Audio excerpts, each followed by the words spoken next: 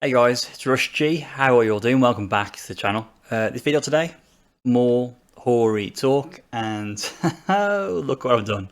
I've actually removed, you know where the analog stick normally goes? You see? I've actually removed the analog stick from the D-pad.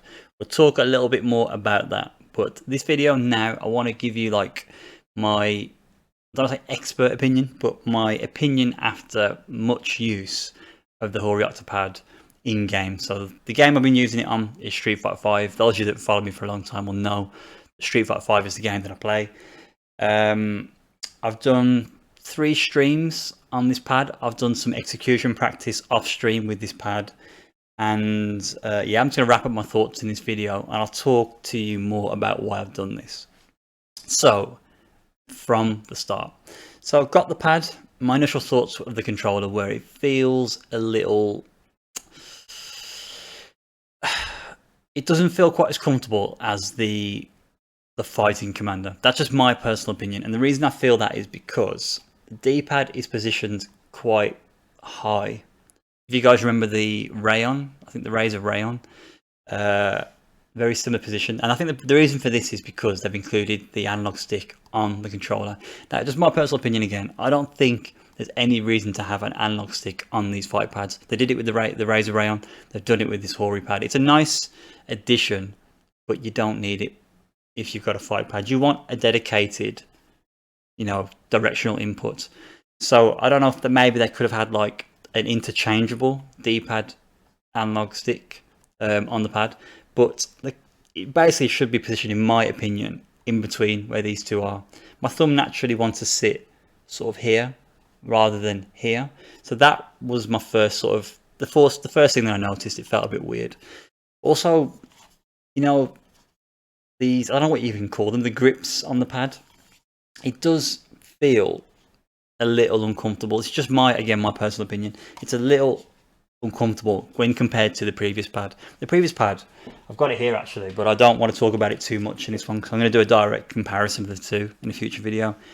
This just sits great in your hand, and the D-pad position is actually fantastic as well. It just, when I hold this pad compared to this pad, I quickly realize how uncomfortable I feel on this one when I go back to this one. You could argue that maybe it's because I'm used to this pad, I'm more comfortable on it. I don't think that's the case. I just think it's a very ergonomic pad.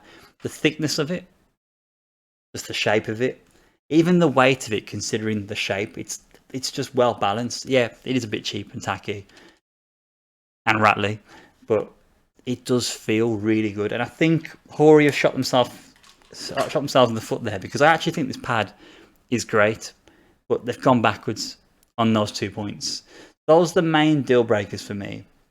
I'm not going to talk about the firmware update and the D-pad issues, because if I'm honest, Hori addressed it as soon as I realised it was a problem, and it's a done deal. You know what I mean? If you buy this pad, make sure you update the firmware on it. If you use this pad without updated firmware, then you're not playing on the pad properly. You need to update the firmware. If you want information on how to do that, I'll give you a few links in the video description on how to do that. I mentioned it briefly in one of my videos, but there are some detailed guides of how to update the firmware on this pad. So I'm not even going to discuss the firmware. That's a non-issue. It is an issue in terms of a release point. You know, Hori messed that up, but they addressed it. It's sorted, so it's not an issue with the pad. And since updating the firmware on the pad, it's been fine. The inputs when rolling from down back to down forward, you no longer get your character standing up because the pad's going back to neutral, if that makes sense. That's a non-issue. Right, let's talk about this. So why have I removed the analog stick? What I found is when using the D-pad, my thumb was catching on the analog stick a little bit. It wasn't a massive issue, but it was a hindrance, should I say. It was. I noticed I was pressing the analog stick, and I wasn't getting missed inputs from touching the analog stick, but it just didn't feel like my thumb had the room it needed. Do you know what I mean? To roll, especially when I'm doing from down to down forward, so a quarter circle forward this way. When I'm doing that, I would feel myself touching the analog stick. So I'd say rather than it being an issue, it's more an annoyance. Do you know what I mean? So that's 3 things that I think Hori have, I don't want to say messed up on me, because they're not major things, but they have gone a little backwards with those. You didn't need this. This is not in the right position. The shape of the pad, they should have kept it. The shape, they should have kept the shape of the previous pad, but with this build quality. The build quality isn't amazing. It's not amazing. It's very light. It feels very flimsy. These grips are hollow, so it's still very plasticky, but it is better built than the previous pad, and that really shows with the D-pad, because the D-pad itself, it's very sturdy. It's very sturdy, and I do like the fact that it's a circular D-pad. The fact that it's a circular D-pad does mean you get your quarter circle and your half circle inputs a little bit easier. That's just my opinion. Compared to the cross-shaped D-pad on the old Hori, it does feel better on these. So you do get those diagonal inputs a bit better. You get the feedback. The fact that they exist means you get the feedback. But for some reason, and I can't quite put my finger on it yet, when I'm using this pad, this D-pad, it does require better execution in comparison to the old Hori D-pad that's now on the floor. What I want to say from a personal perspective is this has only highlighted how bad my execution is in game. Now, me as a Street Fighter player, I've been playing for 5 years straight, and I'm not cream of the crop. I'm not the top player, but I'm very good with my character, and I know a lot of situational things and combos and blah blah blah. But regardless of that fact, so I'm having issues with my Hori pads, because a lot of them are the old Hori pad, because a lot of them have worn out. I ordered a new one, a Switch version, and I'm getting the D-pad doesn't feel right. Sometimes I'm pressing like down and punch, and I'm getting like a standing punch. So the D-pad feels really off. It's the only old Hori pad, old Hori Fighting Commander pad I've had that issue. So call it defective or whatnot. I've taken it apart, so I can't really return it now. But it's something up with that specific control pad. But I'm at the point now where I don't want to use the old Hori pad, because you're forever changing them. Like every 6 months you have to change the pad, and it's a little annoying. Sometimes you can't get the pads online, or they're really expensive because you have to import them from Japan. So I want another solution. And even though this has got negative points, somewhat slightly negative, I still think it's a really good pad. I love the buttons. The buttons sound and feel great. The D-pad, like I said, it requires a little more accuracy when you're playing, but that's not a bad thing. That's probably a good thing. It's highlighted issues in my gameplay that I need to address, and it'll take some getting used to the position compared to the old pad. So I do like it. I'm giving you negatives. I'm being brutally honest, but I do like the pad. I mean, if you want to do something similar to this, the pad is very easy to take apart. There's just small screws in the holes. I think there's 1, 2, 3, 4, 5, 6. There's 8 in total. So make sure you don't use like a precision screwdriver to get in them. Pull it apart, and yeah, it's really easy to work on. I just took it apart. I unscrewed the circuit board, and once I got to the front of the pad, you literally just pull the analog stick off. I did think I'd have to break it, like I had to break the old which pad was it now? I broke the Mad Catz Fightpad. I had to break the D-pad to take it off. I probably didn't need to, actually, in hindsight. I think I actually just cut it off, but I didn't do it with this one. So I pulled it off, put it back together again, and yeah, it's still working fine after I put it back together, and it does feel more, not better, it feels more comfortable with this removed when I'm using the D-pad. The only other point I've got about the controller is the shoulder buttons. Now the shoulder buttons, they do feel good. It has the same sort of feedback and responsiveness of the old control pad. However, what I've noticed is, because they're so big, especially the back ones, I mean, it's nice to have big buttons, because you can, if in terms of accuracy, you've got loads of space to press it, so you're unlikely to miss the back buttons. However, because they're so big, I notice sometimes I press them by mistake. So that, again, forget the other pad. I don't know why I threw it on the floor. The other pad, in comparison, you have to excuse the sellotape. That's what I mean. All these old Hori pads I've had in the past, This is like a graveyard. I've got so many broken and faulty and defective pads.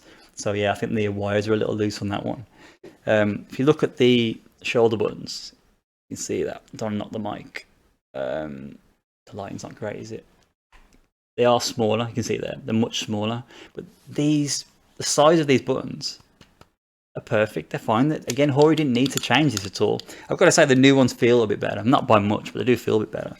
But they were the perfect size. I could rest my finger, on the top of the pad without actually pressing them.